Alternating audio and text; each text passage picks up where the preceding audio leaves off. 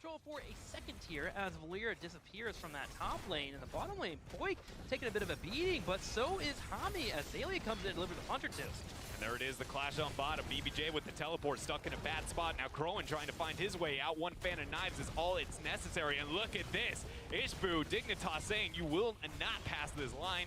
We're going to find a triple here on the bottom half, and look at that. Hello everyone, welcome to the Nexus Schoolhouse. I'm Cavalier Guest, talking about something that I think is one of the most misunderstood things in Heroes of the Storm, laning arrangements. Now, I'm not going to try to give you some big treatise on all the potential laning arrangements that exist in the game for each map, when they should be executed, because frankly that would be a very long video. But I do want to try to highlight why laning arrangements exist the way they do in some cases, and how you should be thinking about doing your laning arrangements and how you can gain advantages from them. So first off, one of the things that I think confuses people a lot about laning arrangements is rotations. Traveling from one lane to another is very common in HOTS, so it feels like there aren't really fixed lanes. That isn't quite true.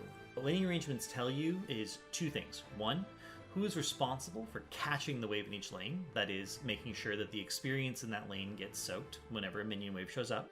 And two, how long your leash is, that is, how far away you're allowed to go from the lane so you can still get back there in time to soak the next wave if it's your job to be catching that wave.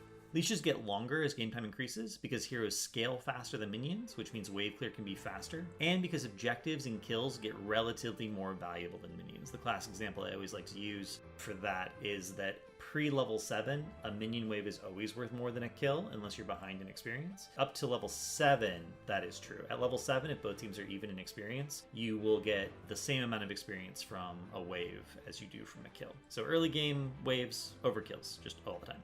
Some heroes have much longer leash ranges due to special abilities, like Tahaka's leash when his glow blows up is much longer than that of other heroes, but that's a separate video. So the laning arrangement on Dragon Shire most people are familiar with is 1-4. You have someone top lane fighting it out 1v1 on an island. You have 4 people mid who ideally do the following. They clear the wave, go bottom, clear bot wave is 4, and now waves crash at mid in 22 and 52 seconds on the minute in game time. So let's say it takes the 4 min 4 seconds to clear the wave, it takes 6 seconds to mount up and rotate bot, it should again take 4 seconds to clear the wave. We're at 14 seconds used, and we have to be back mid in 16 seconds, which is minimum a 6-second rotation from where we are. So the 4-man has collectively 40 seconds of free time. However, let's change this up a little bit. Here is 1-3-1. So mid is clear. It takes 4 seconds to clear the wave. Now the 3-man has 26 seconds till the 52-second mark, where they're allowed to do anything they want, giving them collectively 1 minute and 18 seconds of free time. And they are only leashed to mid. So they can go top, they can get bruisers, they can go bottom, they can get siege. They have a variety of choices, and this is why 1-3-1 is more difficult than 1-4. In 1-4 you are so time constrained you actually have minimal decision making. One person can break off to do a camp maybe, but because you have to rotate through the triangle of death constantly, you need to be together not just for clear, but for safety. Whereas 1-3-1, the 3-man is not nearly as time constrained. They have time to make more decisions. Now, if those decisions are bad, 1-3-1s end up being far worse than 1-4. But if those decisions are good, then 1-3-1, simply speaking, wins more games. But you are all in on trying to counter that. Yeah, and if you do find a way to be able to complete that quest, your front-loaded damage. Talking about front-loaded damage, a lot there is the Impale and the Lunar Flare. Wubby finds a way to leap over, but Kyota tracks him down and finds first blood against Dig. Dredge shades. During HGC, the top team in each region also always had the highest win rate on Dragon Shire in their region. This was not a coincidence. The dynamic of Dragon Shire means that consistently better decision making will lead to more won games. The rest of this video is going to be an explanation of how to play 1-3-1, how to create and then leverage this time advantage.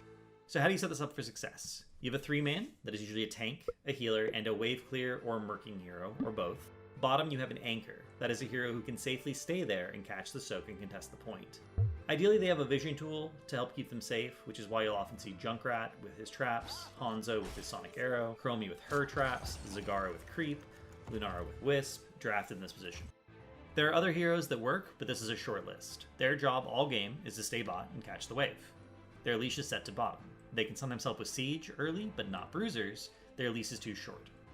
You will sometimes see the anchor leave and someone else take over, either temporarily or permanently. This is called lane swapping and is something we'll be going over in another video.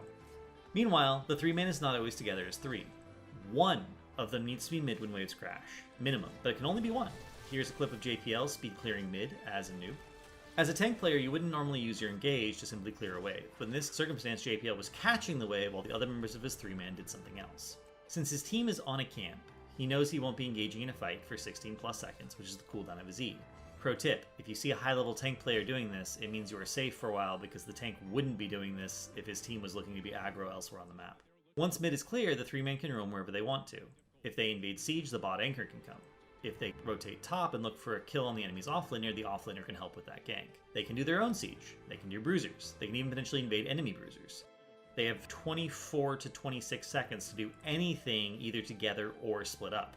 Because mid is, well, mid, the effective distance of their leash to mid is basically the whole map, and that's the crux of 1-3-1.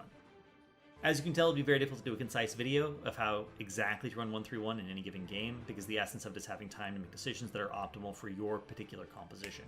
Top lane is overextended? Gank him. Top lane has a losing matchup till 7? Get bruisers to help push the lane and make it easier. You know they are doing bruisers with just one person? Go invade as 3 and steal them. They are pressuring bot with siege? Go help your anchor clear. They are able to constantly maximize the risk versus reward on the map without giving up any soak to do so. That's the goal, and what makes 1-3-1 very flexible, but also very difficult. So this is one example from one map of a particular laning arrangement, but it gives you some of the ideas of what you should be looking for in terms of understanding laning arrangements and establishing your own laning arrangements. How fast is the rotation? How much wave clear do we have? What other responsibilities exist on the map besides waves? Do we have a vision advantage, and does that slow down our rotations? Because if your team is 1-4, you are always together safely, so it's relatively easy to rotate through the triangle of death. But if you're doing any other laning arrangement, including 1-3-1, you may not always have a numbers advantage when rotating through the triangle of death, so you might not be allowed to rotate through the triangle of death. In 1-3-1, that's fine because you know the other lanes are being soaked anyway, so the 3-man can afford to be more careful if they need to be, as an example. It's not immediately obvious when someone says, oh, 2-1-2 would be good here, or 1-1-3 is good here, or 1-3-1 is good here, or 1-4 would be really safe. I don't think that's something a lot of Heroes of the Storm players intuitively understand, because there's actually a lot of information that you need to know in order to A, identify the correct laning arrangement, but then B, just know how to actually play a given laning arrangement and why it exists that way. It exists that way because it maximizes safety, it maximizes soak, it maximizes flexibility, and it works with the constraints that your particular composition has and the map that you're playing on. I know this video, despite the examples, is somewhat conceptual as to why laning arrangements work the way they do and how to execute them. If you'd like an additional video where I break down a high-level game to sort of demonstrate how a 1-3-1 was actually run on Shire, let me know in the comments, and we will be having more laning arrangement videos coming out to you, and even down to the compositional level of why would you run a certain type of composition with a certain laning arrangement on a certain map. What is the win condition? What is the goal? And things like that. Thank you guys for listening, and I'll see you in the Nexus.